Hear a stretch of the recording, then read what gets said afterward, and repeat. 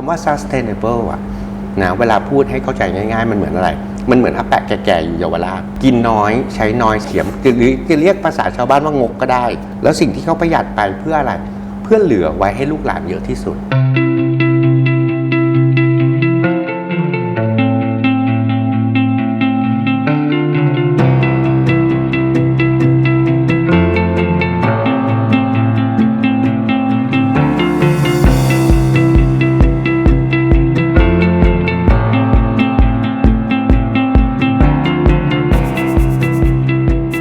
แรกๆเลยเนี่ยดีสวัสดิ์ทำโรงงานเฟอร์นิเจอร์เป็นเฟอร์นิเจอร์ไม้ประดุกช่วงนั้นเนี่ยมีเปิดโชว์รูมของตัวเองดีสวัสดิ์เองเนี่ยที่สิงคโปร์ที่อเมริกาแล้วก็ที่ฮ่องกงแล้วส่งออกอย่างนี้เนี่ยเป็นการขาย B2C ทั้งหมดทำให้การบริหารจัดการยากมากคนงานเยอะมากทำแล้วไม่มีผลประกอบการหรืออะไรแล้วอยู่มาช่วงหนึ่งเนี่ยมีการปิดป่าเกิดขึ้นเมืองไทยเราห้ามตัดไม้ประดู่เราก็เลยเปลี่ยนมาเป็นไม้สักเราเปลี่ยนวัตถุดิบเราเปลี่ยนตลาดเราเปลี่ยนอะไรเนี่ยเราจะหาตลาดยังไงดีการเริ่มแบรนด์หรืออะไรเนี่ยถ้าเราตั้งเป้าว่าเราจะไปอเมริกาปุ๊บเนี่ยเราต้องรู้จัก Key Player ก่อนเราก็ได้ลูกค้า OEM เจ้าใหญ่ของอเมริกาและเยอรมันมาซึ่งช่วงนั้นเราก็แฮปปี้ออเดอร์สั่งทำเป็นรายปีเลยเราต้องทำแบรนดิ้งดีสวัสดิ์Garden Corner The Rosewoodเฮ้ยแบรนด์อ่ะมันทำง่ายแต่การทำแบรนด์ให้คนรู้จักอ่ะมันทำยากสิ่งที่ผิดพลาดคือเราไม่ใช่บอกว่าเราคือใครแต่คำว่าแบรนด์น่ะคือลูกค้าต้องเป็นคนบอกว่าเราคือใครถอยมาหมดเลยแบรนด์เราคือดีสวัสดิ์แค่นั้นพอมันเป็นสิ่งที่เราสร้างขึ้นมาเป็นซับแบรนด์ของเราเองแต่ถ้ามันสื่อสารไม่ถึงกลุ่มลูกค้าไม่มีประโยชน์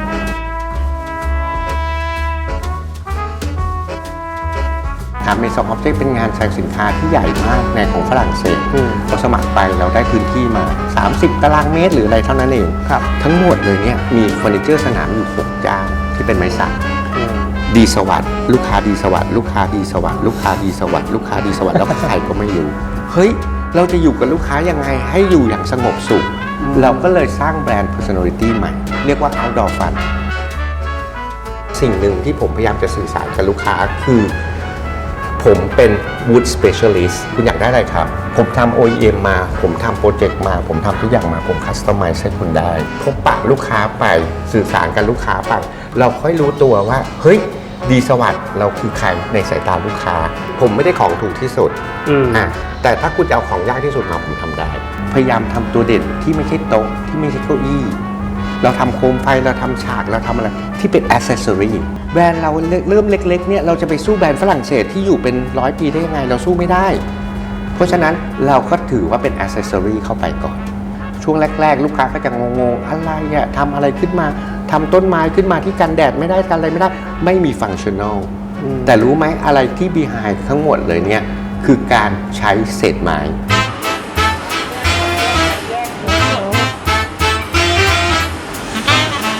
เหมือนกับเรือกำลังจะจมน้ำอยู่คนกลุ่มหนึ่งวิทน้ำแต่ถ้ารูรั่วคุณไม่อุดคุณจะวิทจนตายอ่ะเพราะฉะนั้นลดตรงไหนได้ลดการสูญเสียได้ลดมินิมัลเวสคืออะไร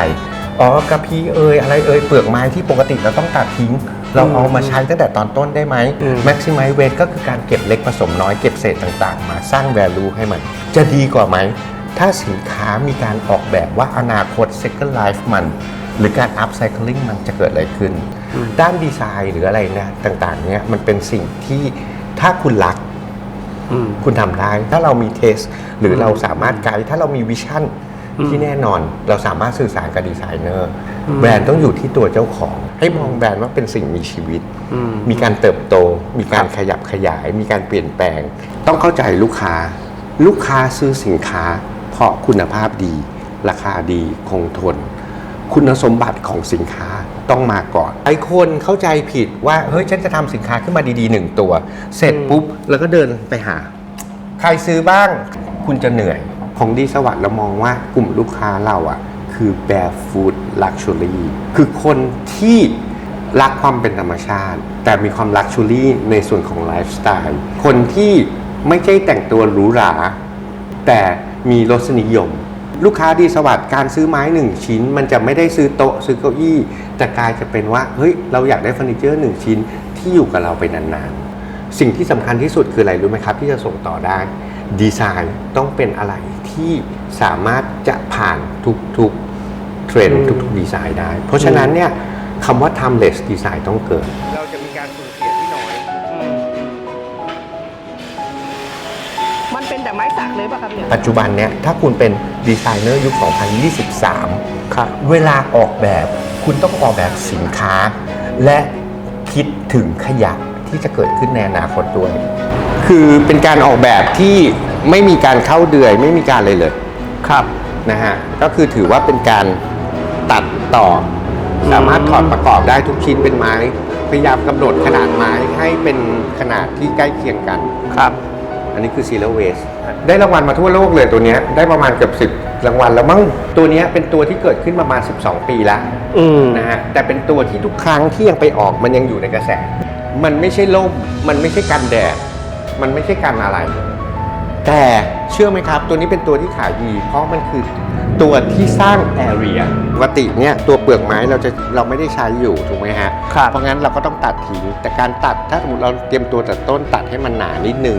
เราก็สามารถใช้ในการออกแบบได้ตั้งแต่ต้นเนี่ยเอาเก้าอี้ไปวางปั้งทำไมมันดูไม่เข้าพวกมันจะดีกว่าไหมถ้าเป็นรูปใบไม้เหมือนกับกระจัดกระจายอยู่มันจะดูเข้ากับสถานที่มากกว่าไหมซึ่งตัวนี้ก็เป็นตัวที่อยู่มาประมาณเกือบ20 ปีแล้วก็ยังมียอดขายได้เรื่อยๆตลอดเวลา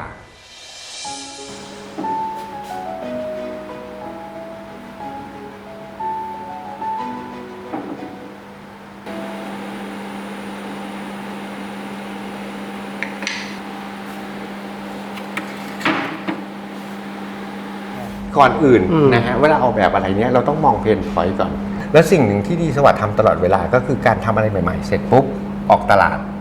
ฟังฟีดแบ็กคุณต้องมองหน้าลูกค้าคุณให้ออกก่อนว่าคุณน่ะทำสินค้ามาเพื่อตอบสนองใคร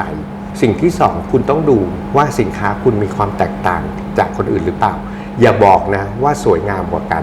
ความสวยอ่ะมันขึ้นอยู่กับแต่ละบุคคลให้มองว่าสินค้าคุณตอบโจทย์ฟังชั่นอลหรือความต้องการใหม่ๆที่เกิดขึ้นหรือเปล่าดีไซน์มันเป็นสิ่งที่ลอกเลียนแบบกันเยอะแต่ถ้าคุณสามารถบอกได้ว่าของคุณตอบสนองปัญหาซึ่งมีอยู่น้อยนิดหรือแตกต่างจากคนอื่นได้นะครับและเสริมด้วยคำว่า sustainable สินค้าคุณก็จะดูชัดเจนและดูมีความน่าสนใจขึ้น